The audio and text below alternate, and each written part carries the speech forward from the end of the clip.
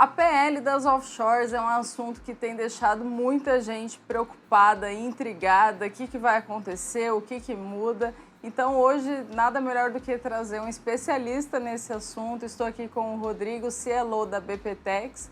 Rodrigo, se apresenta para o pessoal aqui do canal. Oi pessoal, meu nome é Rodrigo Alcaldi, eu sou o Chief Legal Officer da BPTEX. A BPTEX é uma consultoria tributária muito focada para investimentos financeiros no exterior. A gente gosta de dizer que auxilia brasileiros, famílias brasileiras com questões transnacionais, principalmente quem tem ativos no exterior, ativos nos Estados Unidos, sejam imobiliários, financeiros, enfim.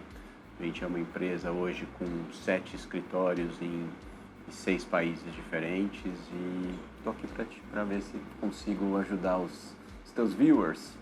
Então, gente, eu separei aqui 15 perguntas para o Rodrigo. Aí a primeira delas é que eu até abri a caixinha de perguntas no Instagram e muita gente me perguntou. Rodrigo, então aquela isenção de R$35 mil, falando de pessoa física, isso acaba com esse PL das offshores? Essa isenção acaba, ela deve acabar porque a partir de agora a apuração, na verdade, vai ser anual, né? Ou seja, o que o projeto de lei está prevendo é que no caso das aplicações financeiras no exterior, você vai apurar tudo anualmente, vai pagar um imposto só lá na declaração de ajuste anual, né? E essa isenção, ela é mensal, né? Ou seja, você tem lá uma previsão legal de que é mensal. Então, como você está mudando, na verdade, a forma de apuração, o entendimento é que ele não é explícito, mas que ele tenha sido revogado por conta que eu estou mudando o modelo, na verdade, de apuração. Uhum. E falando assim, modelo de apuração, tudo bem, a gente entendeu que acabou essa isenção dos R$35 mil, mas aqui já cabe na outra pergunta, né? Se eu não vender um ativo que se valorizar, por exemplo, eu comprei um ETF de urânio, comprei um ETF de semicondutores, então eu não vendi, mas ele teve ali a flutuação dele. Eu preciso pagar imposto, eu preciso pagar o tal do 15% que a gente já vai chegar lá, ou eu somente vou pagar esse imposto caso eu venda esse ativo? Fernanda, isso não muda em relação ao que acontecia anteriormente, né? Então, anteriormente, quando tinha portfólio na pessoa física, pagava, né? Quando você, de fato, alienava, que era geralmente no resgate, na venda, ou quando você recebe um rendimento, um juro, um dividendo, etc., né? Então, isso permanece, na verdade, do mesmo jeito. Então, se você tiver um investimento financeiro e ele não for realizado, você pode continuar lá e você não vai pagar nem variação cambial, nada disso. Continua do mesmo jeito, né? O que mudou foi, de novo, quando realizar, a apuração vai deixar de ser mensal para voltar a ser anual. Mas o princípio de só pagar quando, de fato, você realizar aquilo, seja por venda ou recebimento ou rendimento, permanece o mesmo. Então, Rodrigo, é correto dizer que para aquela pessoa que não fica movimentando muito, que deixa, ele compra e às vezes demora anos, acaba que não muda muita coisa. Só vai mudar mesmo quando ela vender, é isso, né? Aí aí entraria na terceira dúvida também da variação cambial, mesma coisa, independente, porque a gente sabe, eu falo muito aqui no canal, que o dólar sempre vai subir no longo prazo, por isso que as pessoas sempre procuram se proteger em dólar. A explicação para isso é que a inflação do real, como uma moeda de um país emergente, um país ainda em desenvolvimento, ela é historicamente maior do que a inflação do dólar. Então, só por esse diferencial de inflação, o dólar tende a subir. E aí vem essa dúvida, mas e a variação cambial que eu vou ter nisso? Mas então, se eu só deixo lá e subiu e não realizo, fica tranquilo. Não, beleza. Aí uma outra dúvida que, afinal, sobre o diferimento de imposto. Para quem não sabe, gente, o diferir imposto é você adiar o pagamento desse imposto. Então, a pessoa que, por exemplo, abre uma empresa offshore ou então um trust, alguma coisa assim, enquanto esse recurso estiver na estrutura, ela não paga imposto, só vai pagar imposto caso venha repatriar, dependendo das condições. Nesse caso, ainda é possível fazer diferimento do imposto ou, de fato, acabou? Esse PL ele amarrou todas as soluções? Para quem tem offshore, né, ou uma outra estrutura, né, o diferimento em relação às realizações, eu diria para você que acabou, né? Ou seja, como é que era o processo até hoje, né? A gente está falando antigamente, mas ele é válido para agora, né? A offshore, ele te permitia, né? A PIC, né? Não vou chamar de offshore porque o texto não é... O popular é certo, então a gente usa o offshore, mas ele é uma companhia, né? Ele é uma sociedade. Então, o que a companhia te permitia? Como você tem aqui no Brasil, que a gente chama de regime de caixa para a pessoa física, ou seja, só quando ela põe o dinheiro, de fato, no bolso, é que você tributa, enquanto esse dinheiro permanecesse na companhia lá fora, ele não era tributado. Então, você podia receber os rendimentos, reaplicar, e você não tinha tributação aqui, né?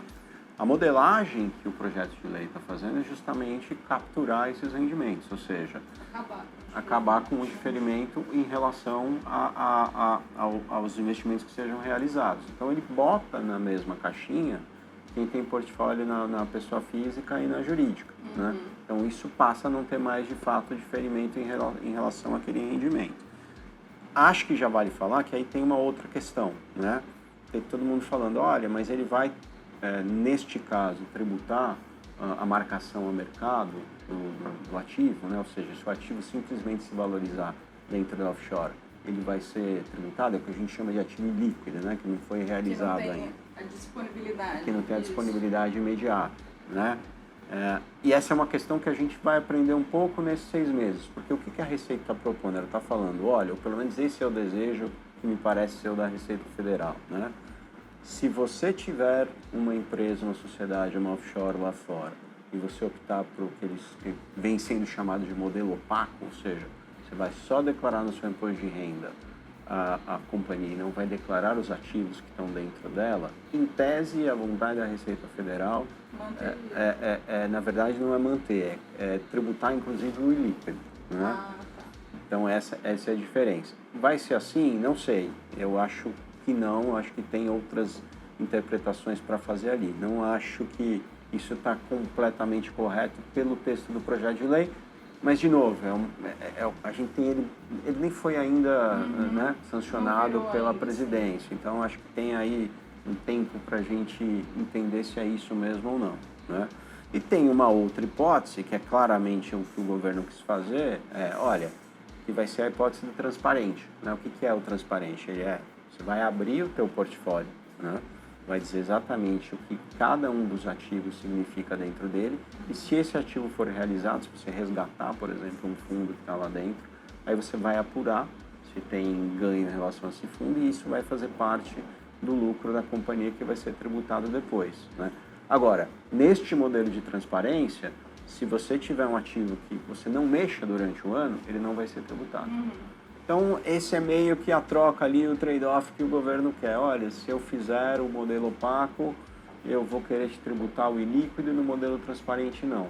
Mas acho que tem ainda caminho para andar, discussões, enfim, modelo tributário é algo que eu recomendo para os teus espectadores continuarem acompanhando. E assim, se tem uma coisa, um ponto positivo na minha interpretação desse PL, é que antes, até gostaria que você explicasse melhor, antes a tributação de offshore, por via de regra, era 27,5%. Agora acabou, é tudo 15%. Acabou os 27,5% e acabou também aquela tabela, porque tinha uma tabela progressiva, né? Até para a pessoa física. Então, isso acabou até simplificando nesse sentido, porque tudo virou 15%. É isso mesmo. A gente reclama muito, né? Eu sempre digo, tem que ver também a parte em que o copo está meio cheio, né? Eu acho que simplificou muito. Por quê? Porque agora ele usa uma alíquota só, né? O que ele fez, o governo, no final do dia? Ele meio que equalizou o investimento lá fora com o brasileiro. No Brasil, em geral, você tem uma alíquota de 15%, né? Que a mínima não é para todos os investimentos, para alguns você tem lá do 22,5% ao 15%, mas o 15% é uma alíquota que normalmente se pratica. Então, ele está fazendo isso também para quê? Para os investimentos financeiros lá fora, que seja um portfólio pessoa física, e também para offshore a partir de agora. Então, a offshore, quando tiver um rendimento que você declarar, acabou a tabela progressiva, vai todo mundo entrar no 15%. É exatamente isso. Né? E mais, né? Só para complementar. Vamos lá, para quem está no portfólio pessoa física, então, e ele faz a venda em janeiro, ele vai pagar em fevereiro, ele paga em fevereiro atualmente, né? Porque esse é o modelo atual da lei atual. No modelo novo, ele vai pagar só daqui a 16 meses, porque é quando ele apresentar a declaração de imposto de renda, né? E dentro da offshore, ele também não vai pagar, né? Dentro do raciocínio de que também só vai pagar lá na frente e o rendimento capturado, ele vai fazer parte do lucro da empresa, na verdade, você vai precisar saber qual todo o lucro da offshore durante o ano, para depois apurar lá em 31 de dezembro e você só vai pagar também em maio, quando você apresentar a declaração. Então, aquele dinheiro você não paga imediatamente. Hoje, como é que acontece, por exemplo, aqui em tem na física? Uma parte é capturado. Normalmente a pessoa tira um dinheiro aqui, inclusive do Brasil, né? Porque quando ele vende, né, ele tem o ganho, ele precisa pagar aqui e ele paga a DARF, né? Isso para de acontecer. Então, do ponto de vista do contribuinte, até do ponto de vista de planejamento financeiro dele, facilita bastante. Eu acho que sim. Eu acho que melhorou desse ponto de vista. Aí, falando aqui nos 15%, Rodrigo, a gente trabalha com alguma solução de trust aqui no nosso escritório, que é isso, até onde eu entendi, vai se manter, porque tudo virou 15% sobre o ganho que teve ali de capital na hora que resgata. Então, essa seria mais uma pergunta que já acabou sendo respondida. Aí, uma outra coisa que, no meu entendimento, ainda vai levar um tempo até a gente bater o martelo, é que existem algumas soluções de trust que na sucessão o beneficiário recebe isso via apólice de seguro. Você tem ideia de como que isso vai ficar na declaração, como que isso vai ser tributado? Se o beneficiário vai ter que pagar alguma coisa ou por ser o entendimento jurídico no seguro, ele já isenta qualquer tipo de tributação porque não é considerado herança. Você tem alguma ideia em relação a isso? A beleza dos investimentos, e você poder acessar também o mercado lá fora, é que você tem investimentos que são muito diferentes do que normalmente a gente vê aqui dentro, né? Então, esse tipo de investimento, às vezes, onde ele mistura um pouco a aplicação financeira e, eventualmente, o pagamento de um seguro, é, às vezes, complicado, inclusive, de você tratar isso do ponto de vista tributário, né? Eu diria para você o seguinte: a vontade da lei, a vontade do legislador, do governo, é enquadrar, né? Ou seja, colocar aquilo lá dentro para poder, qualquer o raciocínio da lei, tudo vai ser aplicação financeira, ele tem uma definição lá, que é bastante larga, para ele poder capturar, eventualmente, os rendimentos, né? Então, eu diria para você que numa primeira visão, e mais fiscalista, a Receita Federal, eu diria que um produto assim, ele provavelmente vai querer capturar esses rendimentos, né? Mas tem uma outra questão, a gente também está falando do pagamento de um seguro, a indenização de um seguro, por exemplo, e aí é diferente, né? O seguro resgatável, mesmo no Brasil, ele é tributado, os rendimentos são tributados. A indenização, por exemplo, de um seguro por morte, ele é isento de imposto de renda, né? O que eu recomendo é consultoria, é olhar, ver exatamente do que a gente está tratando daquele produto, para ver se ele se encaixa nesse molde que a Receita Federal criou para definir o que é uma aplicação financeira no exterior, né? Ou eventualmente ver se de fato esse é um seguro, que é uma indenização e que entraria na isenção que existe até hoje, uma indenização por morte. Quem já recebeu sabe que não é tributado. Não é trivial, tem que olhar, não dá para falar de cara, olha, isso tem um diferimento, e eu tendo a dizer a princípio que não tem. Mas, de novo, acho que tem que olhar as condições do produto e ver como é que é o pagamento, quando é que vai acontecer a realização, enfim, eu acho que tudo isso é importante e acho que isso vai ser cristalizado também conforme o tempo passar, porque a gente vai começar a olhar mais para isso, né? Porque agora a gente tem, de fato, uma lei, inclusive com uma definição, que a gente não tinha antes do que é investimento financeiro no exterior. O próprio instrumento do trust não era nem reconhecido aqui no Brasil, mas agora já querem tributar, né? Mas, sim, então, até dando um recado, se você for cliente e estiver assistindo esse vídeo, a gente vai fornecer um parecer jurídico a respeito das soluções aqui do nosso escritório, porque agora dizer por cima o que pode acontecer é muito superficial, é um assunto muito sensível que ainda vai levar tempo para a gente amadurecer e dar essa resposta final de como que é o entendimento jurídico disso. Então, para quem for cliente, já podem ficar tranquilos que vocês vão receber isso. E até tem um outro ponto também do PL, que é algo que precisa ser avaliado, que eu ia até te perguntar, mas você já respondeu, e é a questão do trust irrevogável, porque eu li no texto da PL que a regra da sucessão, de tributar a sucessão, só valeria para o trust revogável. Para o trust irrevogável não se aplicaria. Mas, de novo, isso a gente tem que olhar o contrato, olhar qual produto, como que esse contrato foi feito para bater o martelo. Aí, agora até mudando um pouco, saindo um pouco do assunto de trust, indo para investimento convencional, né, sem ser de estrutura, hoje, os dividendos no exterior, eles já são retidos na fonte. Por exemplo, ativos americanos são retidos em 30%. Nesses casos aí, eu entendo que não se aplica os 15%, porque existe a compensação, ele já tributou os 30%, então não vai tributar os 15% agora, é isso? É exatamente isso. Para dividendo de ativo americano, quando você tem a retenção lá de 30%, e aqui a tributação vai ser de 15%, isso já acontece hoje, né? Hoje é 27,5%, para quem tem na física, ele faz imposto de renda, ele diz lá, olha, tenho lá a reciprocidade dos Estados Unidos, faço 30% e ele não paga, né? Isso vai ficar da mesma forma, né? E o projeto de lei prevê isso, ou seja, você vai ter lá os 30% e aí os 15% não vão ser tributados porque você declara ali que pagou os 30%, teve a retenção, na verdade, lá nos Estados Unidos. Então, permanece a mesma coisa. E só lembrando, pessoal, que essa retenção varia conforme o domicílio fiscal do ativo. Por exemplo, ETFs irlandeses não é 30%, é 15%. Só que aí também tem outra coisa, se for um ETF irlandês de distribuição, você tem ali os 15% que o fundo paga, mais os 27,5% que o Rodrigo está falando. Então, nesses casos, funciona até mais um ETF de acumulação, que não distribui os dividendos, porque você não tem esse 27,5%. Mas isso é até um tema para outro vídeo. Se você quiser que eu grave um vídeo sobre ETFs irlandeses, comenta aqui que é um assunto bem interessante. Aí, Rodrigo, sobre o Bitcoin também, que é uma coisa que entrou nesse projeto, mas pelo que você está falando, se eu tenho Bitcoin, é a mesma ideia da disponibilidade. Se eu só compro o Bitcoin e não vendo, também eu não me preocupo, ou eu tenho que, de fato, pagar o imposto sobre o ganho que eu tive no Bitcoin? Essa é uma pergunta que eu vou te...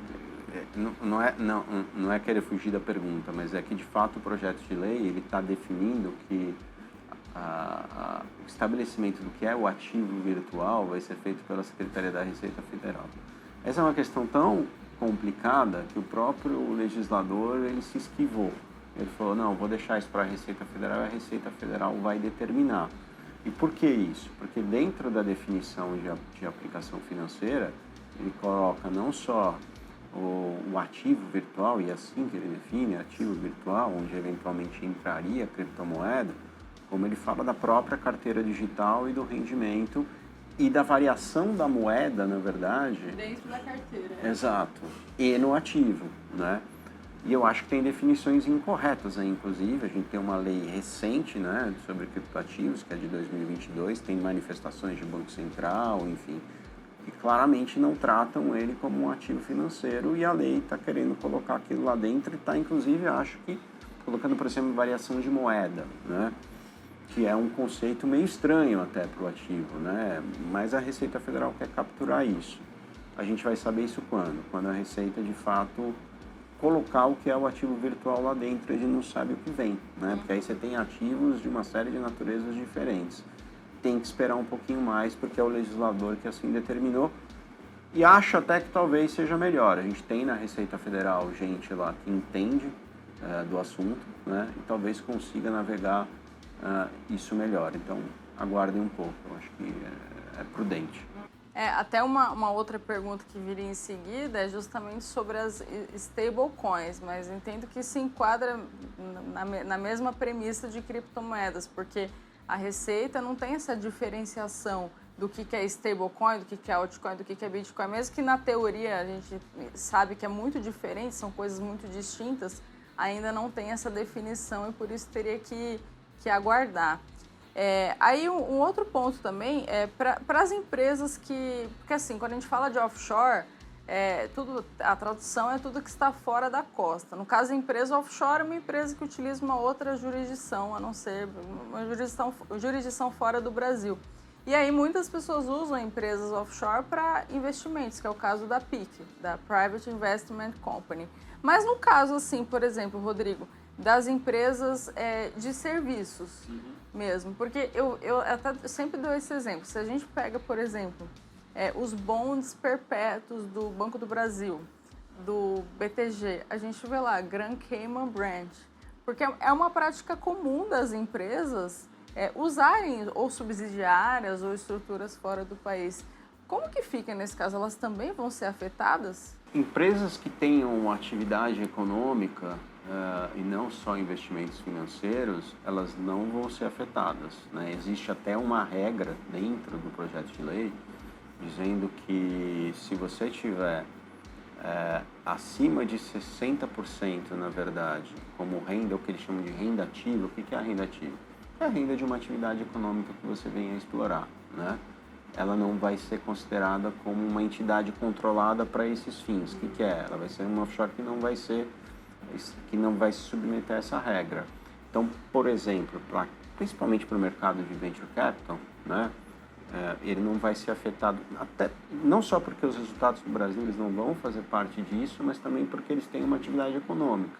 O que a lei está querendo atingir é justamente aquelas empresas que você tem para ter o teu investimento financeiro, para você assegurar a tua sucessão. Enfim, a PIC é um instrumento maravilhoso para você fazer sucessão, para você ter governança, para você colocar. Ao contrário do que dizem, eu acho que ele é, né? Às vezes as pessoas dizem, não, offshore, o que é isso? Tal. Quem tem ainda a cabeça eu sempre digo, quem tem a cabeça de antes de 11 de setembro, porque depois disso o mercado foi civilizado, né?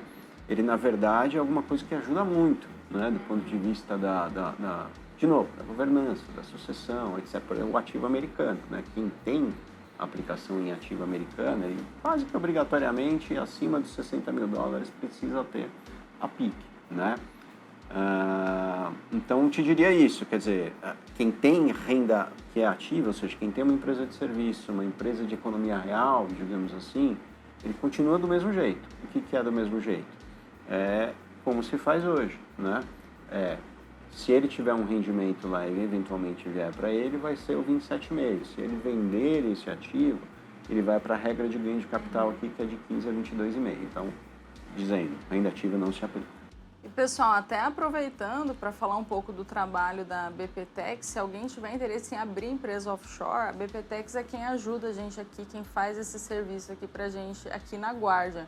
Porque a nossa empresa é uma empresa de investimentos, a gente faz a gestão dos investimentos através da offshore, mas a gente trabalha com alguns parceiros, como a própria BPTEX, para abrir a empresa de fato, entender qual jurisdição, como que faz isso. Então, eu vou deixar o link aqui na descrição para vocês entrarem em contato com eles. Aí, Rodrigo, ainda essa próxima pergunta é um assunto um pouco sensível, né? Que todo mundo, eu inclusive, me questiono, né? Como que isso vai dar certo na prática? Assim, as empresas realmente vão fornecer informações aqui para o Brasil? Haverá essa troca de informações? Ou vai depender, vamos dizer assim, da boa vontade do cidadão de ir lá e falar, me tribute? Essa é a minha dúvida em relação a como que isso vai ser aplicado na prática. Eu sei que é uma pergunta um pouco sensível, mas acho que vale comentar um pouquinho a respeito de troca de informações. Na prática, boa vontade. Na verdade é essa, né? Por quê? Porque a gente não tem cruzamento de informação, né? A Receita Federal, quando ela tem geralmente um rendimento que é brasileiro, né? Como é que ele faz o check das informações? Você vai lá e informa, e normalmente você já informa porque a empresa te passou aquilo, ou o banco, seja lá o que for, e a Receita ela faz um cruzamento com o que essa própria fonte passou, né? Então, o teu empregador ou o banco onde você tem teus investimentos, ele te dá lá um informe de rendimentos e ele informa também a Receita Federal. A Receita vai lá e olha, né? Em relação aos investimentos no exterior, evidentemente, ela não tem isso porque eles estão no exterior. Então, quem está no exterior não vai dar essa informação. Ainda que hoje a gente tenha troca de informações, acho que é um assunto mais complexo, mas no bottom line, assim, eu diria que não tem esse cruzamento de informação, né? Mas, claro, a partir do momento em que isso é uma exigência por lei, eu acho que você não fazer isso, ou seja, você deixar de tributar ou deixar de apresentar corretamente a contabilidade da sua companhia, ou se você tiver portfólio na pessoa física, de fato você recebeu, a gente está falando de uma figura de problema de declaração, ou seja, não estou fazendo a declaração correta, ao mesmo tempo, eventualmente, deixar de pagar o imposto, o que pode te gerar um risco de autuação, multa, juros, uma multa que pode ser, inclusive, eventualmente, o que a gente chama de multa qualificada, porque você é obrigado a dar informação e você dá a informação errada.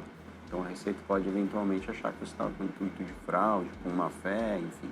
Isso gera uma multa de 150% sobre o valor do imposto. Então, recomendação, eu acho que é fazer tudo direito, fazer as declarações corretas, enfim, e seguir em frente de novo. O que eu acho importante no mercado é a dolarização do investimento, eu sempre digo isso, né? Bom, a gente agora vai ter tributação na offshore, já era uma coisa até razoavelmente esperada, a gente tinha aí, a gente não sabia quando vinha, sempre se dizia no mercado, né? Quando vem, enfim. E ele acabou vindo agora, né? A gente teve outras tentativas, mas veio. Eu acho que, como tudo, né? Lógico, você tem que trabalhar dentro do que o direito, do que a lei coloca e não se tributar mais além do que deveria. Mas eu acho que a correção da informação é muito importante. Gente, porque assim, a verdade é que ninguém gosta de pagar imposto, né? Então a gente fala de pagar imposto não porque é belo, moral e faz isso de bom grado, mas é para dormir com a consciência tranquila, para evitar problemas. Então, vamos procurar fazer a contabilidade, pagar aí as devidas manutenções da sua estrutura.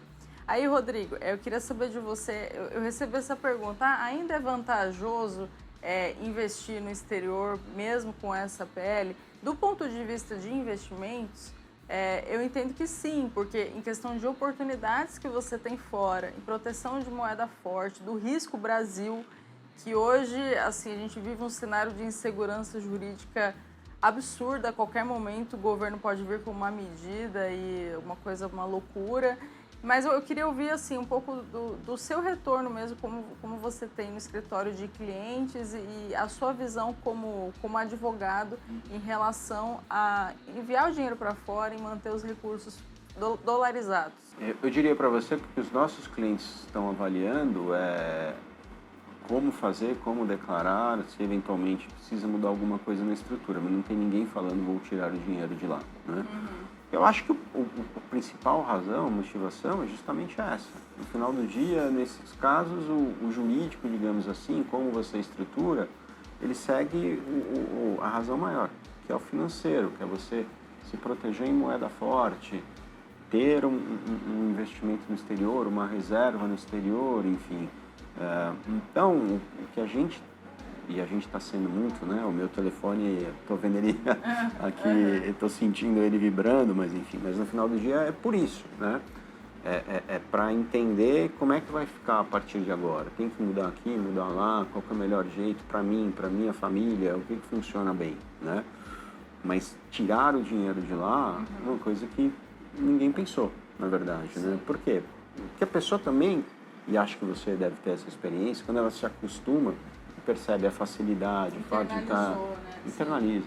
Internaliza. E aí ele continua, não volta, né? Ter aquela reserva em dólar e saber que se qualquer apocalipse acontecer, você tem aquilo no seu nome, e em dólar, em moeda forte, isso é muito bom, né? Então, eu diria para você que eu imagino que isso não vai acontecer mais, né? Eu acho que o fato de você ter uma tributação agora, um novo modelo, pelo menos de tributação, não afasta o cliente, ao contrário, né? Até por uma razão, né? A pessoa que está aqui com um investimento no Brasil, ele já é tributado, inclusive por essa alíquota, né? E agora ele vai para um modelo onde ele tem a mesma tributação e com todas as vantagens de estar com o investimento dolarizado, e eu diria até mais, né? O investimento vai ser tributado uma vez por ano, aquilo que a gente explicou em relação à modelagem. Mas era por mês, né? Sim. Exato, e aqui no Brasil, por exemplo, quem tem investimento comum em renda fixa num fundo, ele está 2 vezes, ele tem o come cotas, né? Então, até deste ponto de vista, ele pode ser financeiramente vantajoso. O que a gente fala também de risco Brasil, eu tenho um cliente, Rodrigo, que ele é argentino. E ele fala que o bebê argentino, ele aprende 3 palavras, pai, mãe e dólar.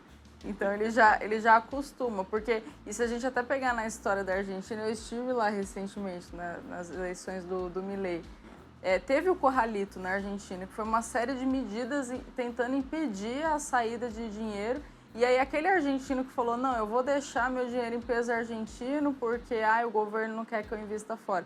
Essa pessoa, ela teve o patrimônio dilacerado por medidas econômicas do governo. Então, não acho que o caso do Brasil é um caso tão extremo, mas também a gente não pode descartar. A gente sabe que a nossa economia é uma economia fraca e o real ele é uma moeda muito mais fraca do que se comparado ao dólar americano. Então, as razões para investir no exterior não mudam. O que muda, talvez, é a forma como você vai declarar isso, como que você vai tributar isso, como que a gente vai encaixar dependendo do produto que você tem no exterior. E muda a prática, né? Mas as razões para isso, não. Aí, por fim, para fechar com chave de ouro, Rodrigo, essa PL, ela é muito ruim, porque a gente comentou alguns pontos assim que também não a princípio você olha e fala, nossa, isso aqui é horrível, o governo só faz besteira, mas tem algumas questões, o que você enxerga de bom e de ruim, só para a gente fechar aqui o vídeo em relação à PL das offshores, ou PL das offshores, no caso.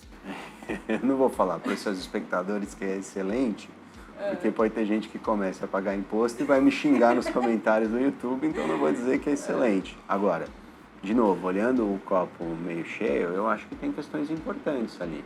Primeiro, facilitou para muita gente? Eu acho que facilitou, né? Para quem tem estrutura e para quem não tem.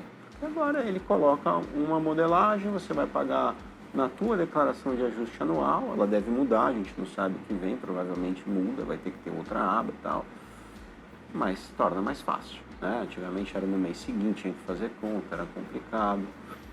Acho que tem uma questão importante, ele é uma coisa que a gente até não falou aqui, ele tem, e aí precisa de novo olhar de cliente para cliente, mas ele permite fazer a atualização do estoque, né? Aquilo que é a valorização anterior até 31 de dezembro de 2023 a 8%.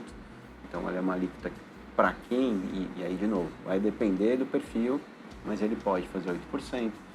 De algum modo, ele responde várias das indagações que a gente tinha sobre trust, né?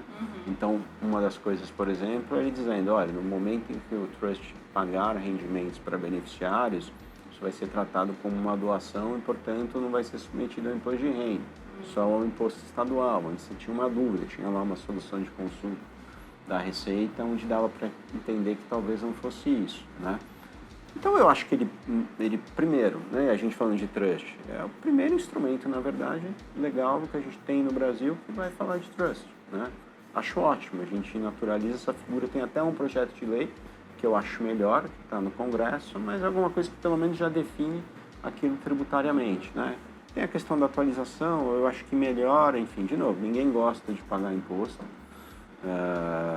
e acho que não dá para sair soltando rojão mas do ponto de vista de algumas questões ali, eu acho que vai ter facilidades. E de novo, né, eu acho que é importante acompanhar, acho que como é que a gente concretiza um raciocínio jurídico? Precisa de tempo, né? E a gente estava até comentando antes disso, eu acho que o mercado, os advogados, os contadores, a gente tem tem que ter um entendimento cristalizado por um primeiro momento, que agora em 2024, quando declarar o imposto de renda. Então a gente vai ter que já saber, por exemplo, se vai, para quem tem offshore, se vai para o modelo opaco, se vai para o modelo transparente, né? Para quem vai fazer atualização, vai ter que fazer ali. Então a gente vai ter movimentação. Mais importante, uma coisa que eu também não falei aqui, né? Precisa entender o que a Receita Federal entendeu do projeto de lei. Ela certamente vai, agora no começo do ano, imagino que no começo do ano, soltar as instruções normativas dela, de criptoativo, por exemplo, ela até precisa fazer isso, mas ela vai fazer também sobre atualização, sobre a escolha do pacto transparente, enfim. Então, isso eu acho que é importante. Tem que acompanhar, o assunto eu acho que vai evoluir, mas eu acho que tem de alguma forma, para algumas coisas ele de fato melhorou. Só uma coisa que faltou a gente comentar também, Rodrigo, em relação à saída fiscal do Brasil. Porque toda vez que acontece algum tipo de notícia assim, muita gente já considera, já sai fazendo, e não é uma coisa tão simples assim. Não é um assunto que a gente trata ainda aqui no escritório, mas queria só que você comentasse um pouquinho de de o que a pessoa precisa considerar antes de entrar nesse processo de saída fiscal ou dependendo, tirar uma residência fiscal em algum outro país e coisas assim? Eu acho que a primeira coisa é ele entender para onde ele quer ir, né? Porque os outros países eles tributam bastante também e você vai ser tributado. A partir daí você deixa de ser tributado no Brasil e vai ser tributado em outro lugar, né? Outro dia um cliente até falou para mim, não, então eu vou mudar para a Itália, porque é a pior coisa que vai fazer, porque a tributação é muito maior lá, né? Então, eu acho que esse é o primeiro ponto. Tem países que são amigáveis desse ponto de vista? Tem. Você tem algumas, Uruguai, Panamá, tem o regime não habitual lá de Portugal, enfim. Então, precisa olhar primeiro, acho que é a primeira para onde vou e você precisa ir de fato, você precisa sair do Brasil, passar em outro lugar, né? O segundo ponto é você olhar o todo, e não só o que você tem no exterior. Por quê? Porque quando você sai do Brasil, isso te cria limitações em relação aos bens no Brasil. Por exemplo, questão de portfólio, que não é tudo que você pode ter aqui, né? Ser administrador de uma empresa, por exemplo. Você deixa de ser residente, não pode ser mais. Então, a análise é macro, né? Quando a gente faz esse tipo de processo no escritório, que a gente chama de o Pre-Immigration Tax Planning, né? É um pouco para mostrar para o cliente, falar, olha, deixa eu olhar o teu patrimônio, deixa eu olhar o que você faz, onde vem as tuas rendas, para ver se de fato faz sentido, né? Se dá para fazer o que você quer fazer. Pode ser uma boa opção para quem não quer ficar submetido? Pode, mas precisa olhar. Não vai servir para todo mundo não e pode eventualmente sair mais caro. Tem que olhar. E também tomar cuidado com a decisão emocionada, né? Porque tem gente que... A gente estava até falando antes de gravar que logo que saiu o resultado das eleições, tinha gente querendo vender tudo, mandar tudo. E muitas vezes a gente que trabalha com internacionalização tem que fazer o papel de segurar, de falar, não, calma, vai aos poucos, entende o que você está fazendo. E é a mesma coisa para esse processo de saída. Bom, Rodrigo, já passamos aqui todas as perguntas. Eu espero, pessoal, que tenha ficado claro para vocês, que tenha esclarecido alguns pontos. Certamente ainda vão surgir dúvidas, porque tudo isso é muito novo, mas espero que vocês tenham gostado. Não deixe de comentar aqui o que você achou da entrevista. E, Rodrigo, se quiser deixar suas palavras finais e como que as pessoas podem te encontrar também. Fernanda, eu queria te agradecer, na verdade, foi ótimo. Enfim, acho que tem um monte de coisa ainda para a gente falar. Mas acho que os principais pontos a gente conseguiu abordar aqui. Queria agradecer os espectadores e eu vou deixar eu deixo lá um link, um e-mail. Eu sou muito ruim de rede social, tá? Então não adianta me procurar. Meu Instagram é particular, mas eu nunca olho. Minha mulher reclama porque eu nunca olho. De vez em quando ela manda link, eu não vejo. Eu tenho um Twitter que eu digo que é um Twitter de parisiense. Eu boto a água lá do café e fico só olhando os outros, não me manifesto, mas eventualmente se olhar, botar lá Rodrigo Alcalde vai me achar. O e-mail, mas normalmente é o e-mail. Eu olho o e-mail, você vai me ver lá, também tem o site da nossa empresa, enfim, consegue falar comigo. Aí eu deixo no vídeo e agradeço a todos e se tiverem dúvida podem me consultar sem problema nenhum. Obrigado, Fernando. Muito obrigada, pessoal.